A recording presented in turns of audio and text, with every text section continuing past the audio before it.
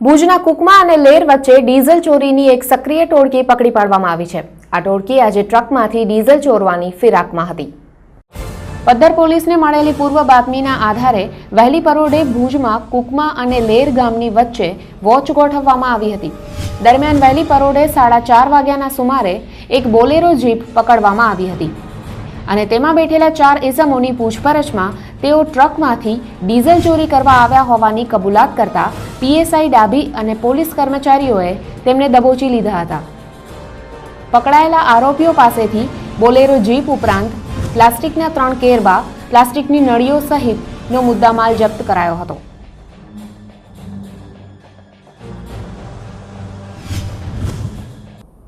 ગુજરાત રાજ્યના મંત્રીમંડળનું વિસ્તરણ ધનતેરસના દિવસે કરવામાં આવશે। ગાંધીનગર ખાતે 9:30 વાગ્યે શપથવિધિ સમારોહનું આયોજન કરવામાં આવ્યું છે।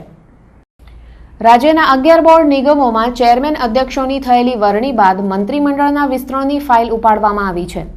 મહાત્મા મંદિર ખાતે શુક્રવારના સવારે 9:30 વાગ્યે 6 રાજ્યકક્ષાના પ્રધાનોનો સમાવેશ મંત્રીમંડળમાં કરવામાં આવશે। 2014માં યોજાનારી લોકસભાની સામાન્ય ચૂંટણીમાં ગુજરાત પ્રદેશ ભાજપ દ્વારા સમગ્ર રાજ્યમાં કેસરિયા વાવટા ફરકે તેવો લક્ષ્યાંક નક્કી કરવામાં આવ્યો છે।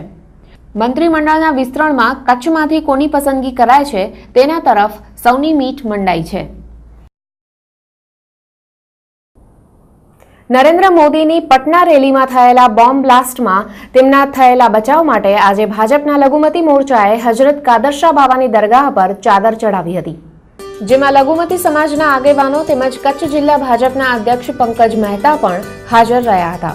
તો 2014ની લોકસભાની ચૂંટણીમાં નરેન્દ્ર મોદીના વિજય માટે પણ દુઆ કરવામાં આવી હતી। સાથે જ કચ્છનો લઘુમતી સમાજ ભાજપ સાથે છે તેવા એંધાણ પણ દેખાયા હતા।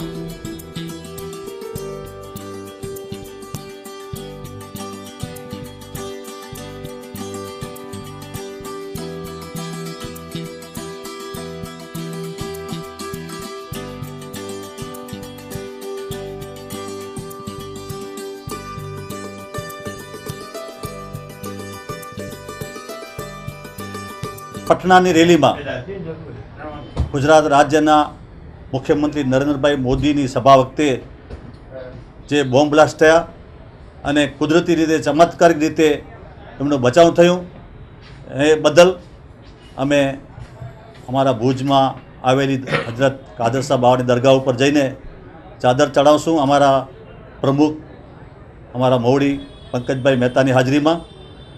અને એટલું જ નહીં, અમે ચાદર ચડાવ્યા પછી શ્રીફળ વધારશું અને એ દરગાહ ઉપર અમે ત્યાં જઈ અને પ્રાર્થના કરશું, દુઆ માંગશું।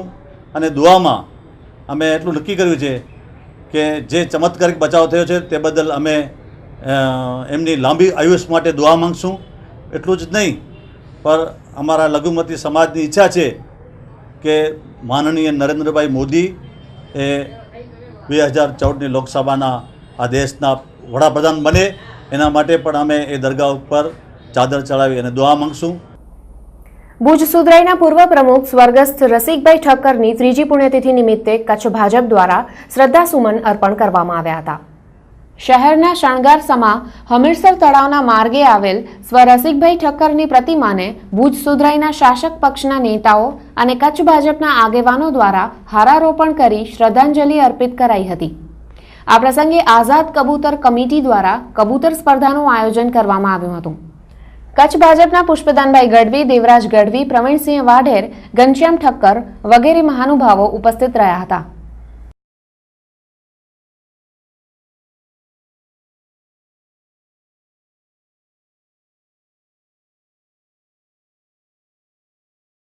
સ્વર્ગસ્થ રસિકભાઈ અમારી પાર્ટીના જે કેટલાક પાયાના કાર્યકર્તાઓ જેને કહી શકાય, કચ્છની અંદર ભારતીય જનતા પાર્ટીની આજે જે આ ઇમારત ઊભી છે એના પાયાની અંદર જે કેટલાક વડીલોનું યોગદાન છે એ પૈકીના રસિકભાઈ એક હતા। રસિકભાઈ ખૂબ ઓછા સંસાધનો, ટાંચા સાધનોની વચ્ચે પોતાના પરિવારની ચિંતા કરવાની સાથે સાથે પાર્ટીની એટલી જ ચિંતા કરી છે। અનેક કાર્યો એમણે એમના જીવન દરમિયાન આ પાર્ટી મજબૂત બને, આ પાર્ટીની વિચારધારા આગળ વધે અને એના માટે જનસંઘથી કરીને ભારતીય જનતા પાર્ટી દરમિયાન એમનું જીવન સમગ્ર જીવન આ પાર્ટી અને જનસંઘ અને ભાજપ માટે એમણે ખર્ચ્યું છે. ધ ગુડ રોડ ફિલ્મનું નામાંકન ઓસ્કારમાં થયું છે. આ ફિલ્મના ટ્રક ડ્રાઈવરની ભૂમિકા અદા કરનારા સામજીભાઈ આહિર રોમાંચિત થઈ ઉઠ્યા છે.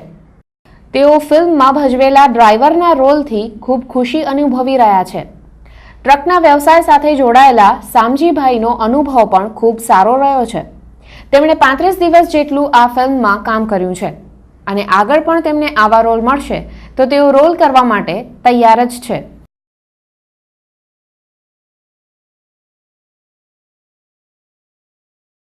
એ જે ધ ગુડ રોડ આપણે ફિલ્મ બનાવી, ફિલ્મમાં એક ડ્રાઈવર ઉપર આખી બનાવી, હાઈવેની સ્ટોરી, ટ્રકની સ્ટોરી, કઈ કઈ રીતે આટાણે ટ્રકની પરિસ્થિતિ એ પ્રમાણે બનાવી.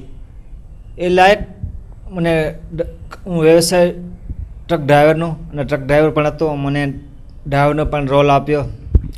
ડ્રાઈવરના રોલમાં એક બાળક મને આપે છે અને એ બાળકને એના મા બાપ પાસે પોતાની જવાબદારી આપે છે. છેલ્લી બાકી સુધી એ બાળકને અલગ અલગ રીતે એના મા બાપને ગોતતા એના મા બાપ છેલ્લી વાગે એને આપવાની. અને અહીં લઈશું બુલેટિનમાં વધુ એક વિરામ.